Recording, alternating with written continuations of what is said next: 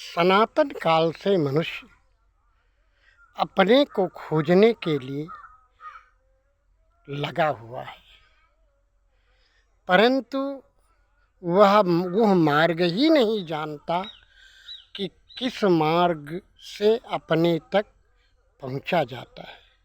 हम बहिर्मुखी होकर संसार का ज्ञान पाना चाहते हैं, सारे शास्त्रों का अध्ययन करते हैं और उनमें ही लगे रहते हैं, परंतु अंत का बोध हो ही नहीं पाता।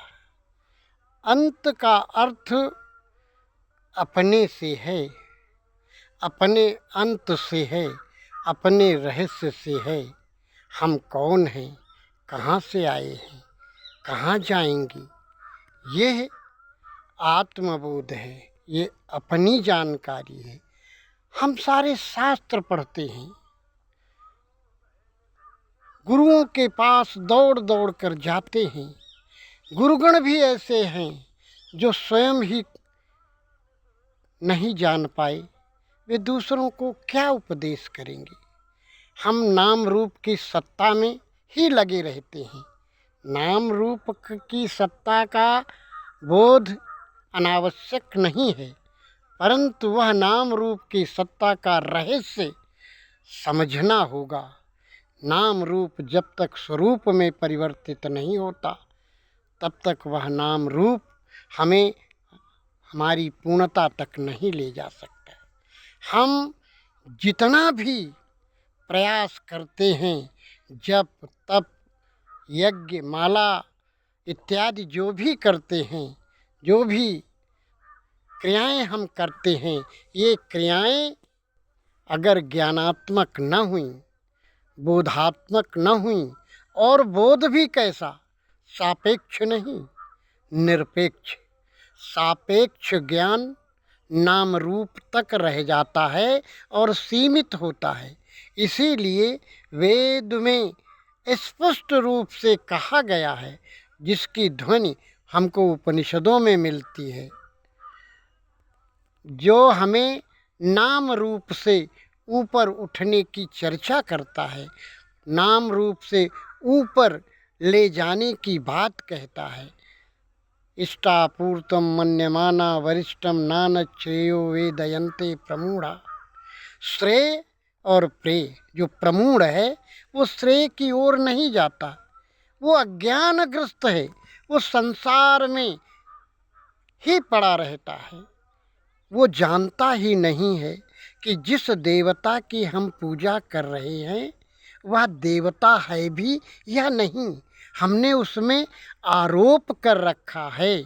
हम किसी देवता में, किसी परम शक्ति में, किसी निरपेक्ष सत्ता में, किसी सापेक्ष सत्ता का हमने अवतरण कर लिया है, आरोप कर लिया है। हमें व्यतिरेक भी करना पड़ेगा। अन्वय किया है तो व्यतिरेक करना पड़ेगा। अस्ति अस्ति कहा है तो नेति नेति कहना ही पड़ेगा। अगर और जब नेति नेति कहोगे तो तुम्हारे अतिरिक्त और कुछ भी शेष नहीं रहता। उसके जानने के पश्चात कुछ जानना रह ही नहीं जाता। जिसने स्वयं को नहीं जाना, उसने कुछ भी नहीं जाना। इसलिए स्वयं को जानो, स्व को जानो, आत्मा को जानो, मूल को जानो, तत्व को जानो। और ये तत्व दृष्टि जब तक ब्रह्म दृष्टि नहीं आती, हमारा ज्ञान निर्मल नहीं होता, शुद्ध नहीं होता, प्रमाणित नहीं होता। एक ऐसा ज्ञान जो ज्ञान विशेष कहलाता है, जिसे हम तीसरी आँख या दिव्य दृष्टि कहते हैं, जो हमारे गुरु तभी देते हैं जब वो हमारी परीक्षा कर लेते हैं। यस्य देवे पराभक्ति यथा देवे तथा गुरु तस्येते कथिता ऋता प्रकाशन्ते महात्मना। महात्मा गण दीक्षा उसे ही देते हैं जो विधिवत शिक्षा प्राप्त हो।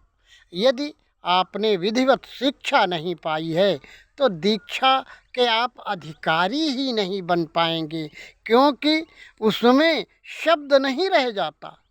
अर्थ ही अर्थ है, ध्वनि ही ध्वनि है, संकेत ही संकेत है, पूर्णता ही पूर्णता है। शब्दों में अपूर्णता है। शब्द उच्चरित होकर उस भूमि तक नहीं पहुँच पाते, क्योंकि वेद में चत्वारि वाक परिमिता पदानि तानि विदु ब्राह्मणाये मनीषिणा, जो मनीषी ब्राह्मण हैं, जिन्होंने श्रोत्रिय ब्रह्मनिष्ठ होकर साधना की है, वे मनीषी गण उस तुरीया वाचा मनुष्या वदन्ति।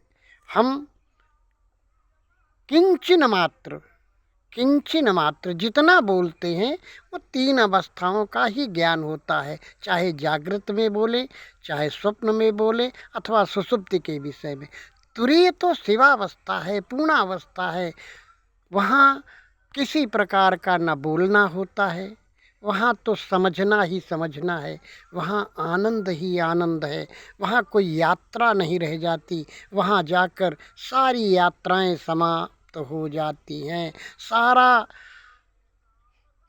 विश्व एक जगह सिमट कर बहिराकाश में लीन हो जाता है। इसके लिए हमें शास्त्रों का अध्ययन करना पड़ता है। शास्त्रों में के अध्ययन से ये ज्ञात हो जाता है कि अमुक व्यक्ति का अमुक मत है, और अमुक व्यक्ति की ऊंचाई, अमुक व्यक्ति का ज्ञान इतना ही है।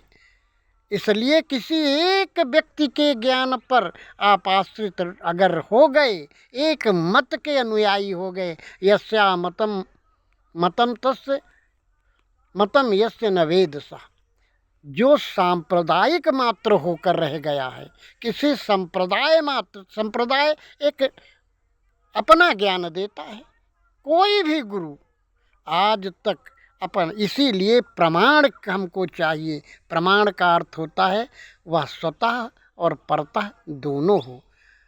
जब परतः प्रमाण हमको मिलता है तब हम प्रामाण्य को प्राप्त करते हैं।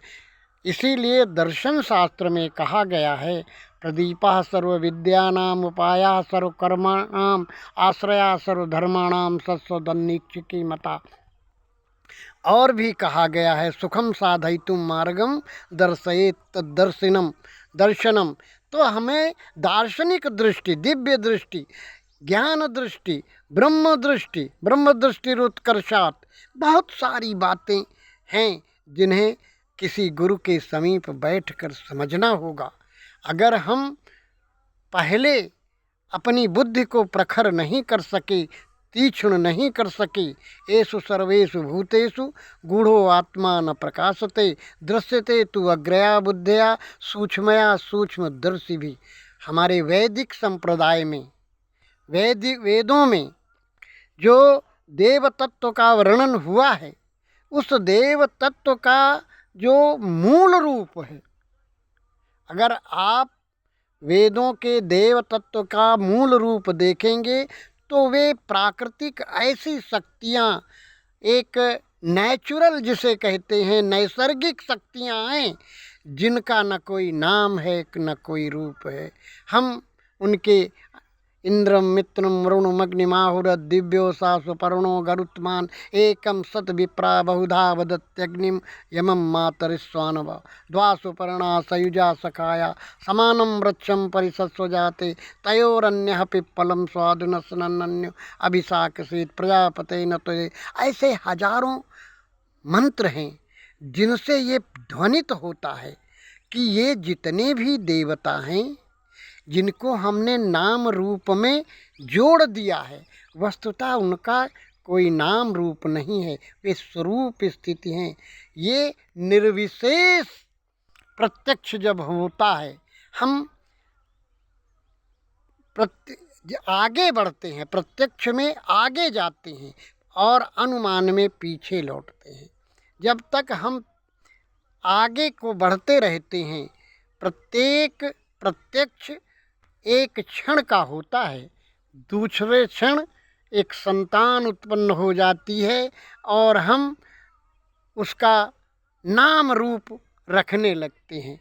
जैसे हमने किसी वस्तु को पहली दृष्टि में देखा, पहली प्रथम दृष्टया जिसको हमने देखा वो तो हमारा निर्विशेष निर्विकल्प, जब तक हमारी कल्पना का जन्म नहीं हुआ वह प्रत्यक्ष ही हमारा पूर्ण प्रत्यक्ष है।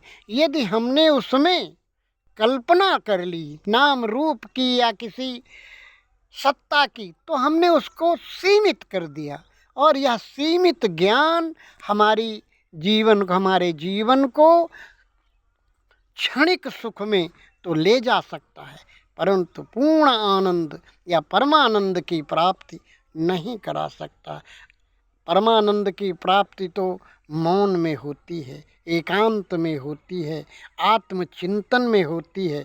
आत्मा का अर्थ यहाँ हम अपनी ही आत्मा से नहीं सर्वात्मा से भी ले सकते हैं, परंतु सर्वात्मा कहना भी या कोई विशेषण लगाना भी कोई आवश्यक नहीं है, क्योंकि आत्मा आत्मा है, आत्मा मूल है।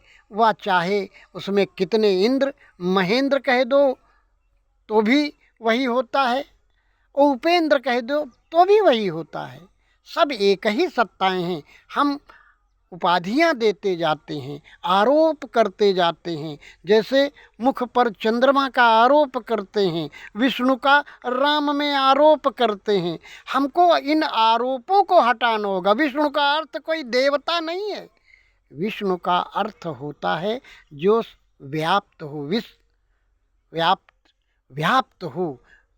उसको हमने एक पुरुषाकार आकृति में निबद्ध कर दिया है, आरोपित कर दिया है, किसी पद से जोड़ दिया है।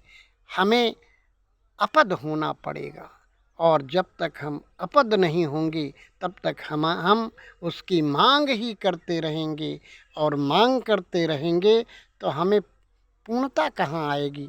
इसलिए अपने जीवन को हमें निर्मल बनाने के लिए ज्ञान के द्वारा तब अपने को जानना होगा। मैं कौन हूँ? मैं आत्मस्वरूप हूँ, मैं शुद्ध चेतन हूँ, मेरे अतिरिक्त और कुछ भी नहीं है। यही सनातन काल से उपदेश दिया जाता रहा है। मंद बुद्धि के लिए नाम रूप की सत्ता का पाठ पढ़ाया जाता है। जैसे कक्षा 1 के विद्यार्थी को शिक्षा देने के लिए कुछ साधनों का उपयोग किया जाता है, परंतु जब साधन विहीन यात्रा हमारी आरंभ हो तब समझो हम पूर्णता की ओर पहुँचे। ओम शांति शांति शांति।